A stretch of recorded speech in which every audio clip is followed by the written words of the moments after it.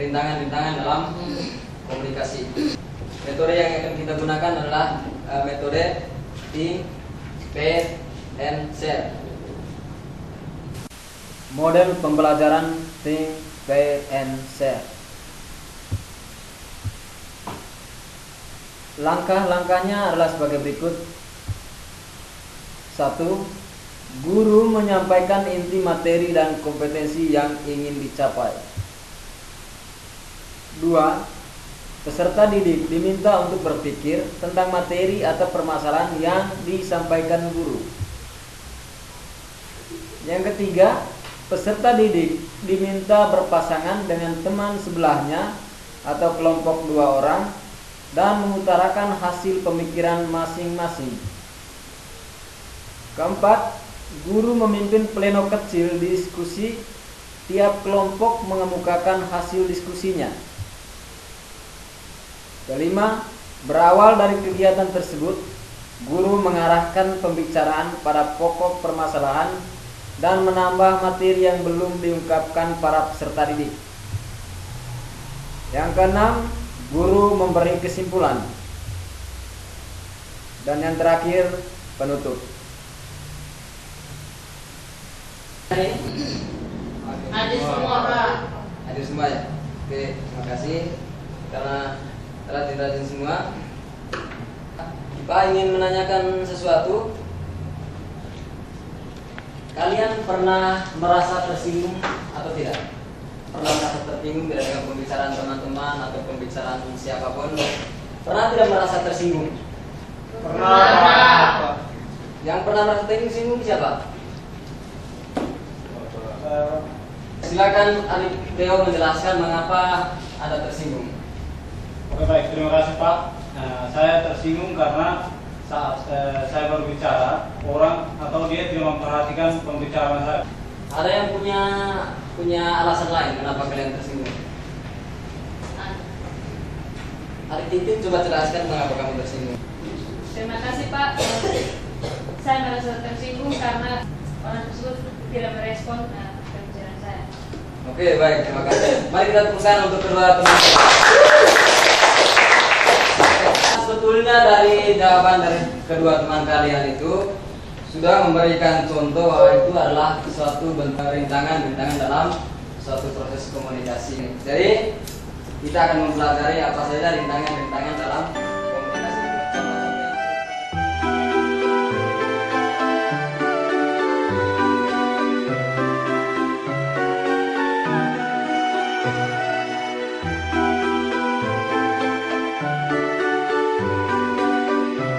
Saya minta adik-adik untuk memikirkan beberapa rintangan dalam proses komunikasi. Menurut adik-adik, rintangan dalam komunikasi itu apa saja?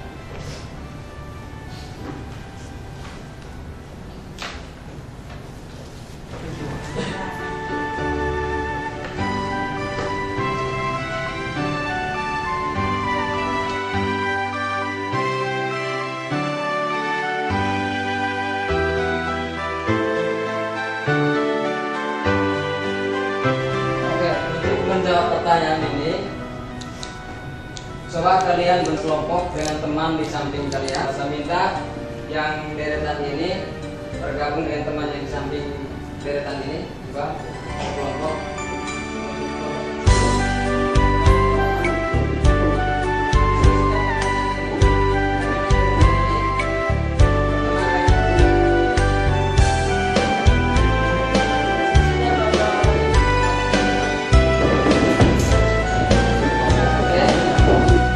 Silakan kalian diskusikan pertanyaan yang sudah Pak sampaikan, yaitu jelaskan rintangan dalam komunikasi atau gimana.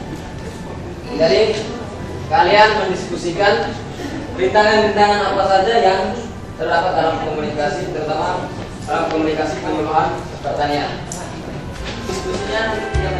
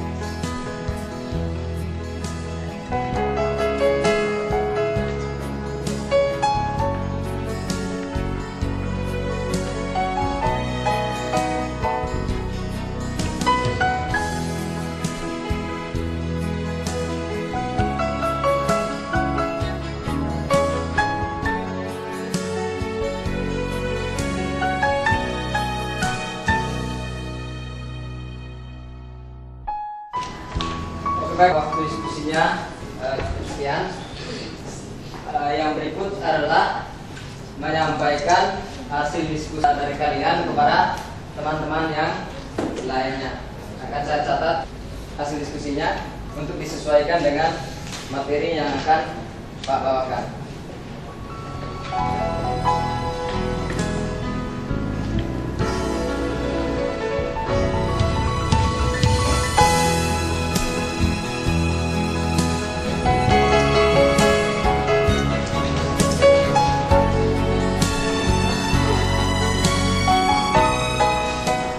Oke, kita mulai dari kelompok 1. Membacakan hasil diskusinya, yaitu berkaitan dengan rintangan-rintangan dalam komunikasi. Silakan kelompok 1 membacakan hasil diskusi. Selamat siang. Dari kelompok 1 saya dan saya Theo. Ini rintangan dalam komunikasi akan memiliki 2 alasan. Yang pertama, pembicaraan yang kurang jelas. Yang kedua, tidak menghargai pendapat orang lain. Tidak menghargai pendapat orang lain.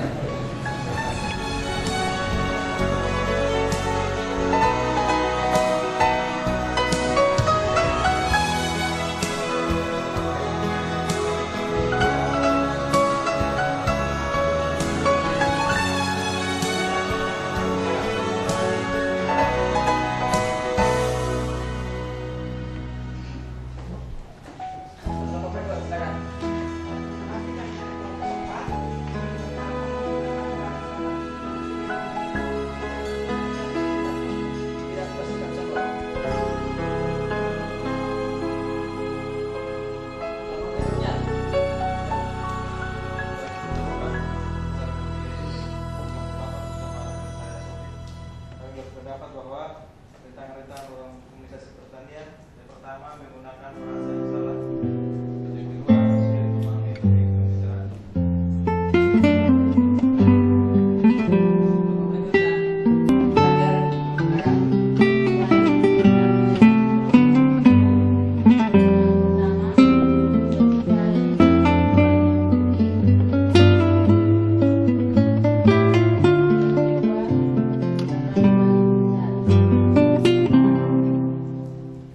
Oke, baik. Terima kasih atas jawaban-jawaban kalian. Kita berikan tepuk tangan untuk kita semua.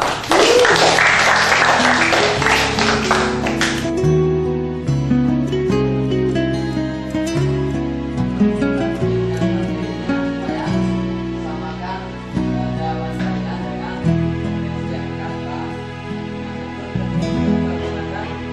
Bahwa rintangan komunikasi adalah seperti ini.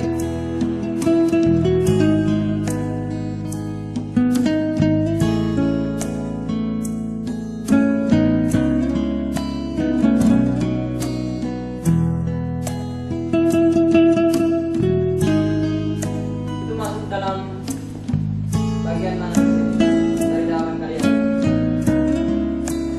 Pembicaraan yang adalah salah satu komunikasi adalah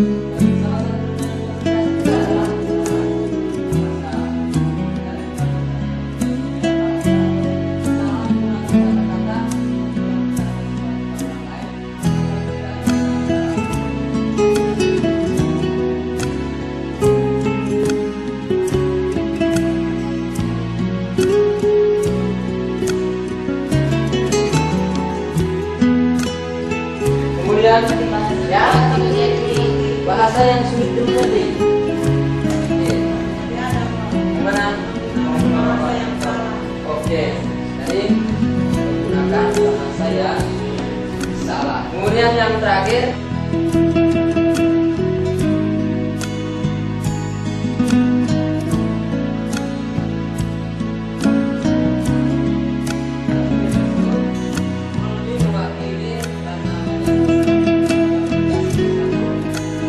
dari jawaban kalian yang mana yang masuk dalam komunikasi satu arah? Monopoli pembicara. Kemudian yang berikut apa? Oke, bicaranya searah. Artinya tidak menerima tanggapan dari orang lain.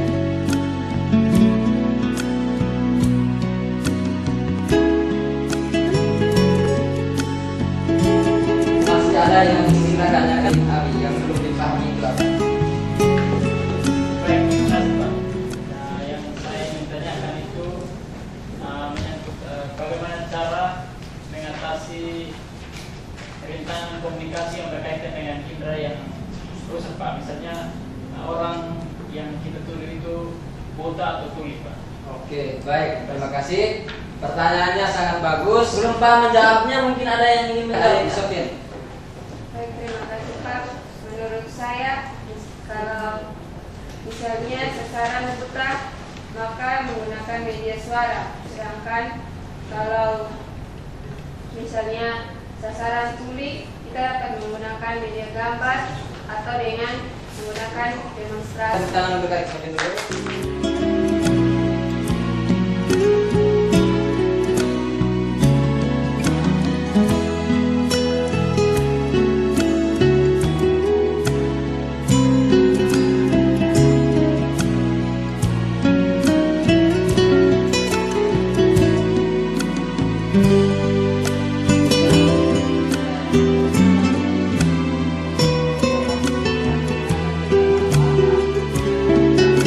Masih ada lagi yang ingin ditanyakan? Dina. Baik, yang di sini saya belum paham bagaimana kecakapan bahasa seseorang menjadi rintangan dalam komunikasi. Sebelum Pak. Pak menjawab, ada yang ingin menjawab? Silakan. Ada yang kilo. Coba. Kalau menurut saya orang yang kurang cakap atau kurang lancar dalam berbicara itu akan menjadi rintangan dalam komunikasi karena sulit dimengerti oleh orang lain, Pak. Oke, mari kita tepuk tangan untuk Arif Kiro.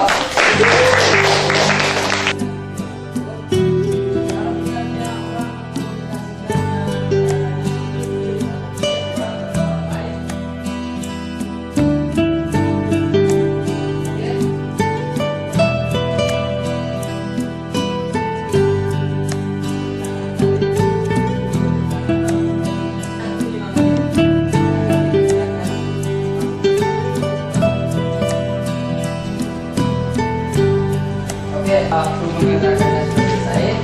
Sekarang saya minta mengumpulkan hasilnya.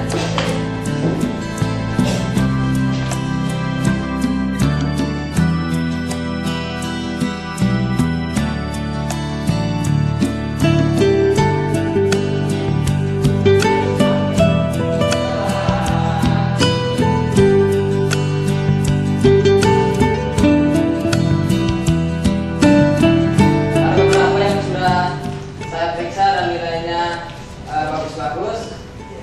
Yang pertama itu A.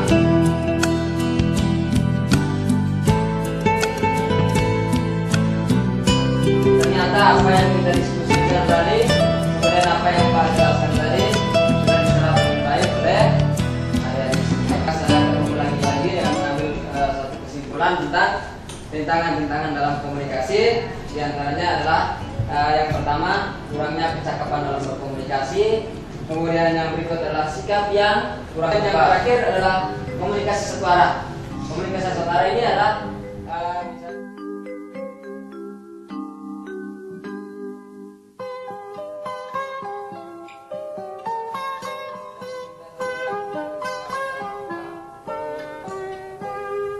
Pagiku cerahku, matahari bersinar, ku gendong tas merahku di pundak. Selamat pagi semua, ku nantikan dirimu di depan kelasmu, menantikan kami. Guruku tersayang,